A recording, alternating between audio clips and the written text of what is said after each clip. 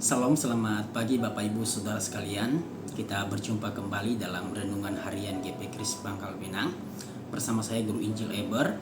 Mari sebelum kita mendengarkan firman Tuhan, mari kita masuk di dalam doa terlebih dahulu. Mari kita berdoa. Bapa di surga, kami bersyukur untuk setiap kebaikan-Mu di dalam hidup kami. Pagi hari ini kami rindu mendengar suara-Mu sebagai anak-anak yang taat melakukan firman-Mu, melakukan kehendak-Mu. Oleh karena itu kami mohon ajarlah kami sehingga kami bisa mengerti kehendak-Mu dalam hidup kami. Kami dapat melakukan ini dengan setia dalam hidup kami. Dan kami diajar untuk terus bergantung kepada-Mu dalam sepanjang hidup kami. Terima kasih Tuhan, kami sudah siap mendengar firman-Mu. Tolong kami orang yang berdosa, mampukan kami untuk mengerti kehendak-Mu, firman-Mu di dalam hidup kami. Mampukan kami juga untuk melakukannya dalam hidup kami hari lepas hari. Kami sudah siap mendengar firman Tuhan. Dalam nama Tuhan Yesus kami berdoa dan mengucap syukur. Amin. Saudara yang dikasihi oleh Tuhan, firman Tuhan hari ini terambil dari Yeremia pasalnya yang ke-18 ayat pertama sampai ayatnya ke-6.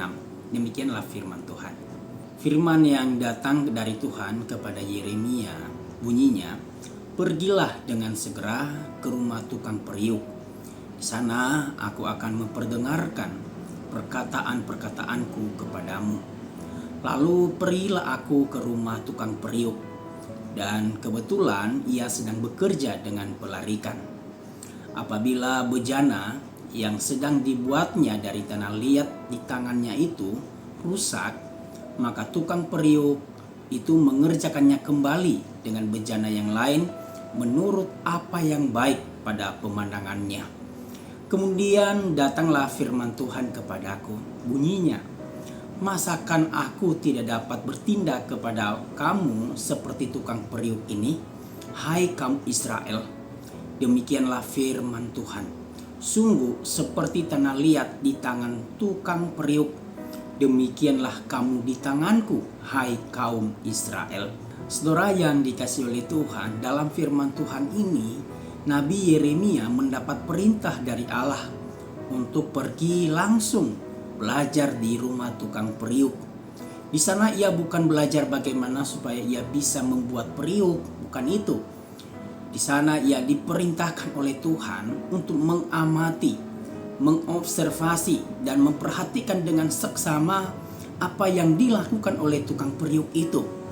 Dan di sana Allah baru akan memberitahukan apa yang difirmankannya kepada Nabi Yeremia tentang umatnya Israel.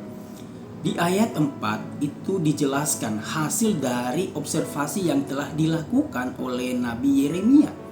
Yang mengatakan apabila bejana yang sedang dibuat oleh tukang periuk itu dari tanah liat itu rusak, ia tidak membuangnya begitu saja. Melainkan tukang periuk itu mengerjakannya kembali menjadi sebuah bejana yang lain menurut apa yang baik pada pandangannya. Kemudian Allah berkata, masakan aku tidak dapat bertindak seperti tukang periuk kepada kamu, hai kaum Israel? Seperti tanah liat di tangan tukang periuk, demikianlah kamu, hai umat Israel, di tanganku.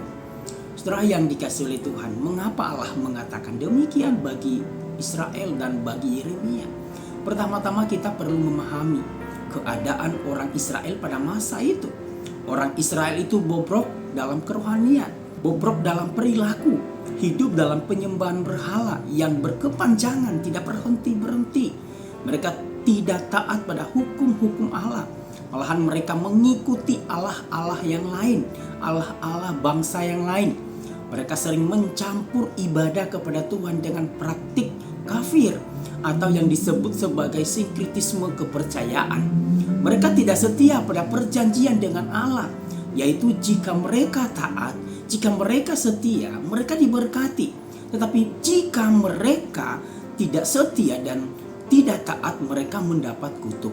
Allah sudah menjadi sahabat kan buat mereka, Bapa yang baik bagi mereka, di mana Allah terus sabar mengingatkan, menegur kehidupan mereka, memberikan kesempatan berulang-ulang kali, tetapi mereka tidak bertobat. Mereka tetap saja tidak mau bertobat.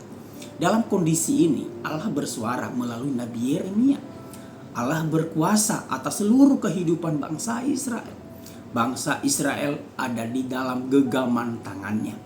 Demikian juga dengan kita, saudara sekalian. Allah berdaulat penuh dalam kehidupan kita. Ia tidak hanya menciptakan kita, tetapi Ia membentuk kehidupan kita. Ia mengatur kehidupan kita hari lepas hari dan menentukan arah sejarah dan kehidupan kita menurut kehendak-Nya yang sempurna. Ia terus memelihara hidup kita di dalam segala kehidupan, segala keadaan kita. Pelajaran penting juga yang diajarkan Tuhan melalui tanah liat yang ada di tangan tukang periuk adalah tanah liat tidak dapat memilih bentuknya. Ia tunduk sepenuhnya pada tangan sang pembentuknya. Ini menggambarkan orang Israel pada masa itu dan kepada kita saat ini, bahwa kita tidak punya kendali akan kehidupan kita, masa ini dan masa depan kita.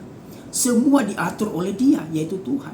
Bukan berarti kita pasif akan kehidupan kita, melainkan kita tetap memikirkan masa depan dengan tunduk sesuai dengan apa yang Tuhan mau. Sebab Allah berdaulat di atas kehidupan kita. Kemudian tukang periuk itu tidak membuang tanah liat yang rusak, melainkan ia mengerjakannya kembali menjadi bejana yang lain, yang baik menurut pandangannya. Ini menggambarkan tentang Allah yang penuh kasih, bukan?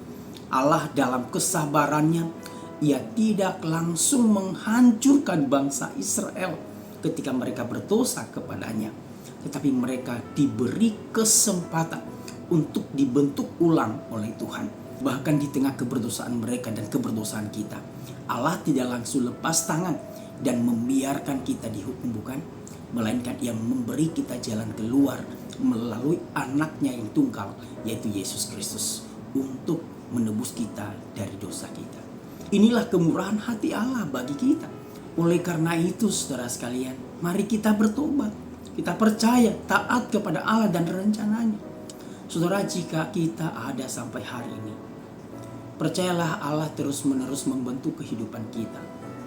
Tidak dapat dipungkiri kadangkala kita menjadi seorang anak yang nakal, tidak mau dengar perkataan orang tua. Sebagai tanah liat yang hidup, yang memberontak ketika kita mengalami pembentukan dari Tuhan. Kita tahu bahwa proses pembentukan itu bukan hal yang mudah, bukan? Proses pembentukan itu kadang menyakitkan.